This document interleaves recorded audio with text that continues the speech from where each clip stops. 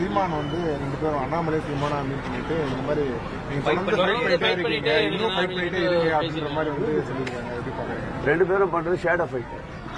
நிழலோடு அவர்கள் யுத்தம் செய்து கொண்டிருக்கின்றார், நாங்கள் நிஜத்தோடு யுத்தம் செய்து கொண்டிருக்கின்றோம். அவர்கள் யுத்தத்திற்கும் திராவிட முன்னேற்ற கழக திராவிட மாடல் யுத்தத்திற்கும் பல மாறுபாடுகள் வேறுபாடுகள் இருக்கின்றன. தமிழ் மட்டுமே சாத்தியமாக. நாங்கள் எந்த மொழிக்கும் எதிரானவர்கள் அல்ல, எந்த மொழிக்கும் நாங்கள் எதிரானவர்கள் அல்ல.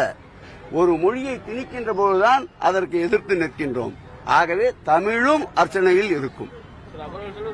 தமிழை விட சமஸ்கிருதம் தான் பழமையான மொழி. அவரவர்கள் மனதிற்கு பிடித்தது மகிழம்பு. அதுக்கு காரணமே கோயில் அர்ச்சனை பண்றதா சொல்றாங்க. பல்லாயிரம் நெடுங்காலமான தமிழ், பண்டை தமிழ், இரும்பு மனிதன் என்று போற்றப்படுகின்ற மாண்புமிகு தமிழக முதல்வர் தான் இரும்பு காலத்தை இந்த நாட்டிற்கு அறிமுகப்படுத்தியிருக்கின்றார். ஆகவே தமிழை போன்ற தொன்மையான மொழி வேறு எங்கும் காட்ட முடியாது.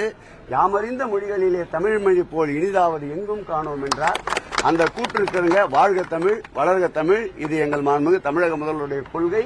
தமிழுக்கு இடர் என்றால், தமிழுக்கு தீங்கென்றால், பொங்கு தமிழுக்கு இன்னல் விளைவித்தால் சங்காரம் முழங்கு சங்கே முழங்கு என்ற பாடலின் வரிகளை மாண்புமிகு தமிழக முதல்வர் நெஞ்சிலே ஏந்திருக்கின்றார்.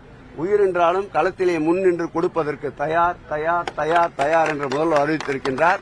அவர் வழியில் ஆயிரக்கணக்கான லட்சக்கணக்கான திராவிட முன்னேற்ற கழக தொண்டர்களும் தமிழ் ஆர்வலர்களும் தமிழ்நாட்டு மக்களும் அணிவகுத்து நிற்கின்றார்கள். இந்த அணிவகுப்புக்கு தகுந்த பாடத்தை 2026ஆம் ஆண்டு இதை திணிக்க முற்படுவதன் மீது நிச்சயம் மக்கள் அந்த வெறுப்பை காட்டுவார்கள்.